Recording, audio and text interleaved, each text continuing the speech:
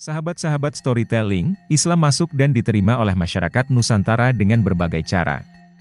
Sejarah kedatangan Islam di setiap daerah Nusantara biasanya saling berkaitan, termasuk kisah kedatangan Islam di Cirebon, di Indonesia.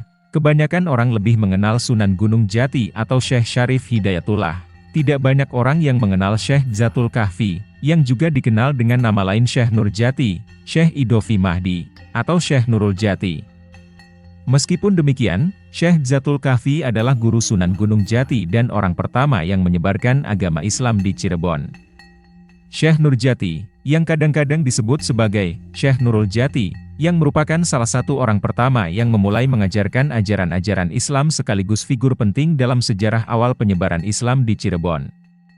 Lalu, siapa sebenarnya Syekh Nur Jati?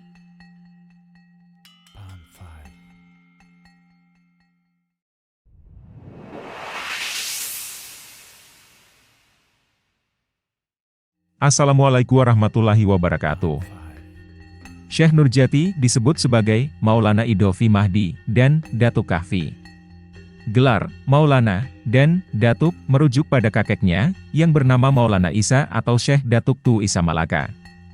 Syekh Nur Jati dilahirkan di Malaka pada akhir abad ke-14. Syekh Nur Jati dibesarkan dalam keluarga ahli agama dan belajar dasar agama dari ayahnya sendiri. Setelah dewasa, dia belajar agama di kota Mekah.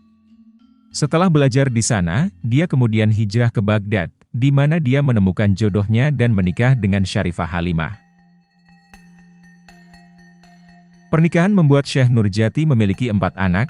Syekh Abu Rahmah, dikenal sebagai Pangeran Panjunan, Syekh Abdurrahim, dikenal sebagai Pangeran Kejaksan, Fatimah, dikenal sebagai Syarifah Baghdad, dan Syekh Datul Hafid, dikenal sebagai Syekh Datul Kahfi. Setelah lama di Baghdad, Syekh Nur Jati kemudian pergi ke Cirebon untuk mengikuti ayahnya yang sudah hijrah sebelumnya. Beliau tiba di Amparan Jati pada tahun 1420, atau 5 tahun setelah kedatangan Syekh Hasanuddin, juga dikenal sebagai Syekh Kuro Karawang, yang tiba pada tahun 1415 bersamaan dengan Rahmat Laksamana Cheng Ho. Beliau melakukan perjalanan bersama 10 rombongan dari Baghdad. Syekh Nur Jati mendarat di Nagari Singapura, yang sekarang dikenal sebagai Pelabuhan Cirebon, Jawa Barat. Pada waktu itu mereka diterima dengan baik oleh Ki Gendeng Tapa, penguasa setempat. Beliau memberikan izin untuk mendirikan permukiman di Pesambangan, di Giri Amparan Jati, yang merupakan bukit di sekitar Gunung Jati. Saat Syekh Zatul Kahfi tiba di Gunung Jati, dia mulai menyebarkan agama Islam dan mendirikan sebuah pesantren yang pada waktu itu lebih dikenal dengan sebutan perguruan atau padepokan, tempat belajar Islam, yang tidak lain bernama Pesambangan Jati. Di tempat itu, ia mulai berdakwah dengan keras dan mengenalkan agama Islam dengan cara yang bijaksana, perlahan, dan bijaksana. Kondisi ini membuat penduduk lokal tertarik untuk mempelajarinya juga. Cara Syekh Datul Kahfi mendakwahkan agama Islam sangat berbeda. Banyak orang berguru kepadanya pada masa kerajaan Pajajaran. Pada waktu itu, banyak orang yang bebas memeluk Islam karena dakwah dan syiarnya yang luas dan menarik. Di antaranya, melalui musik terbang, rebana, gembyung, dan lainnya. Syair-syairnya penuh dengan ajakan agar orang ingin belajar agama Allah dan masuk. Semakin hari ajaran-ajaran agama Islam dengan cepat menyebar ke wilayah Cirebon dan sekitarnya, termasuk ke kalangan pemimpin kerajaan Sunda. Agama tersebut mudah dikenal dan beradaptasi dengan budaya lokal.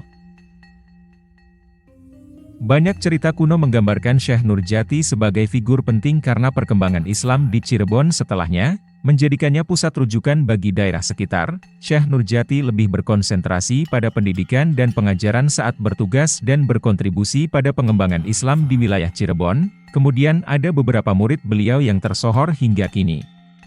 Di antaranya yaitu, Raden Walang Sungsang, Pangeran Cakrabuana, Nyimas Indang Duulis, istri Raden Walang Sungsang, dan Nyimas Rara Santang, Ibu Sunan Gunung Jati, adalah beberapa tokoh terkenal yang pernah belajar dari Syekh Nur Jati di pesantrennya.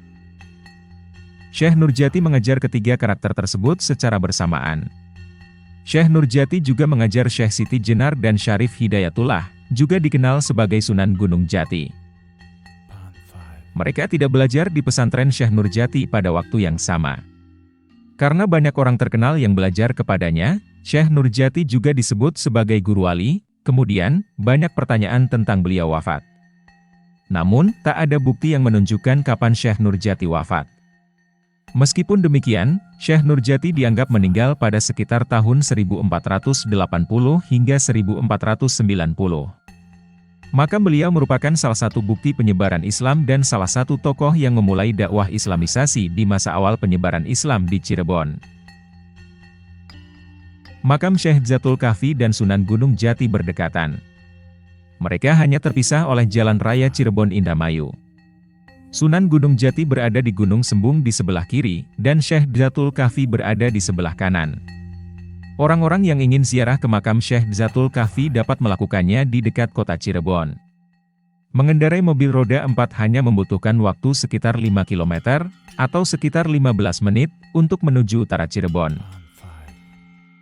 Peziarah harus menyeberang jalan untuk sampai ke gerbang utama, yang dibangun dari bata tanpa semen dengan pelang warna putih yang menunjukkan makam keramat Syekh Zatul Kahfi.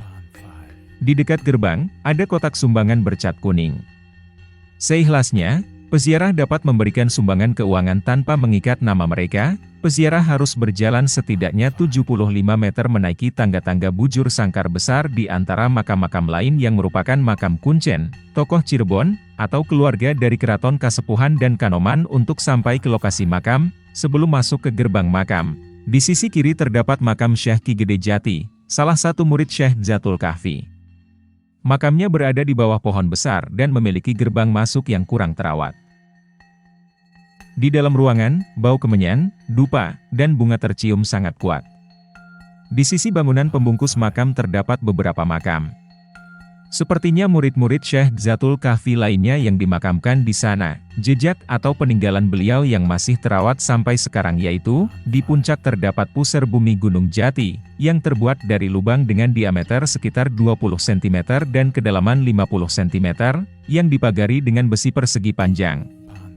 Pusar bumi Gunung Jati ini dianggap sebagai tempat duduk Syekh Zatul Kahfi dan tempat bermusyawarahnya para waliullah, termasuk Wali Songo.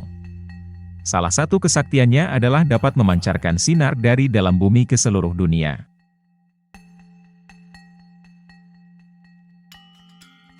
Ada juga sebuah gua di sekitar puncak komplek makam Gunung Jati. Gua ini berada persis di bawah lokasi pusar bumi Gunung Jati, dan ditutup dengan pintu kayu berukuran kecil. Syekh Zatul Kahfi duduk di sudut 2 meter gua untuk menyepi, berdoa, dan mempelajari agama Islam. Dia sering diam di gua untuk waktu yang lama, karena itu disebut Zatul Kahfi. Jadi, nama Arab Kahfi berarti gua dalam bahasa Indonesia. Selain itu, ada 3 sumur yang dikeramatkan di komplek makam Gunung Jati. Sumur-sumur ini berkaitan dengan sumur di komplek makam Gunung Sembung, tempat makam Sunan Gunung Jati, dan sumur di Masjid Agung Sunan Gunung Jati, dari total 7 sumur. Sumur Jalatunda, Tegang Pati, dan Kejayaan ada di komplek makam Gunung Jati, sedangkan di komplek makam Gunung Sembung ada sumur Sejati, Kanoman, dan Kasepuhan, dari cerita masyarakat setempat. Setiap hari Jumat Kliwon, banyak peziarah yang mandi atau mengambil air dari ketujuh sumur untuk dibawa pulang. Orang-orang mengatakan bahwa mereka ingin mendapatkan karomahnya para waliullah dari air itu. Itulah kisah singkat dari Syekh Zatul Kahfi yang merupakan salah satu di antara tokoh Islam sebelum Wali Songo di Tanah Jawa. Semoga pembahasan kali ini dapat menambah pengetahuan kita tentang Islam dahulu. Wallahu a'lamu bishawab. Wassalamualaikum warahmatullahi wabarakatuh.